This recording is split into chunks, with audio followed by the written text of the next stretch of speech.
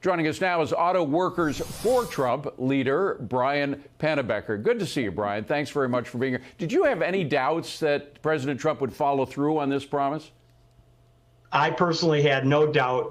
The man keeps his word. He did it during his first term, and he's doing it here in his second, and we're very happy for it. You know, President Biden and Democrats in general used to brag that they, and Biden in particular, was a strong blue-collar president. But is Trump now getting more support from blue-collar workers than the Democrats? Absolutely. Donald Trump got the majority of the UAW membership's vote in 16, 20, and again in 24. As a matter of fact, his support built every election and got stronger. So, after being elected in 2016, he did what he said he was going to do. So his support grew in 2020, even though there was some problems with that election due to COVID. And then in 2024 rather, he had a opponent who said she wanted to ban the internal combustion engine, David. Right. Now, that means basically get rid of the auto industry and turn it over to China. So his support grew again in 2024. So he's got strong support. And now even Shawn Fain, the socialist president of the UAW, has gotten on board. So he's late to the game, but we're glad to see him supporting Donald Trump. Let me ask you about the factories themselves, which is your expertise. A lot of auto workers have lost their jobs since NAFTA came in, and these factories have been shrunken down to a small fraction of what they used to be.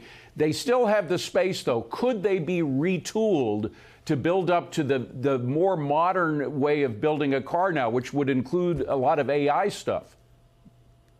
Yes, they absolutely can, David, and that's what they'll do.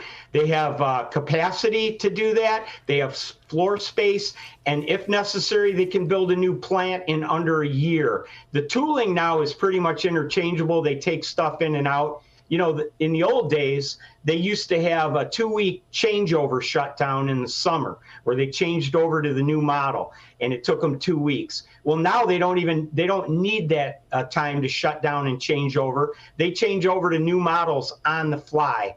So a lot of the technology allows them to do that very quickly, and they have the excess capacity to do it. So those are just excuses. When you hear people like Jim Farley say, well, we don't want to have to do that and it would be really costly.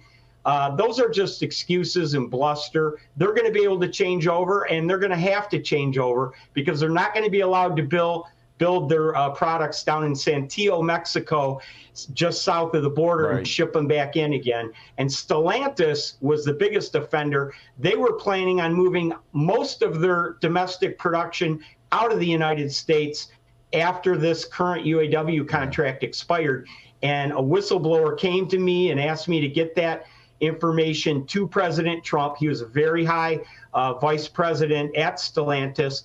I announced that at a rally on stage with President Trump, and he told me after that rally, Brian, I'm not going to allow that to happen, and he has kept his promise. And of course, that's after they took billions of dollars in the car bailouts, the U.S. car bailouts. They've been shipping a lot of these jobs overseas. I do have to ask, though, the flip side of tooling up to the very modern AI infused way of manufacturing a car now. Won't that mean fewer jobs available for auto workers, or do you think there'll still be enough? It does, David, but that process has been going on for 25 or 30 years. We've seen robotics coming in since back in the 1980s. So what's that, 30, 35 years? Yeah. So it's a process. It's an ongoing process. But the fact remains, if they're going to be using robotics and the new technology and automation, we want it done on this side of the border, not south of the border in Mexico. So we'll take whatever jobs they have. Detroit is still the Motor City, and we want every auto job, every vehicle that's sold in the United States, we want to build it. All right, Brian, we hope you get the chance to do just that. Thank you very much for being here. Appreciate it. Thanks, David. Thanks.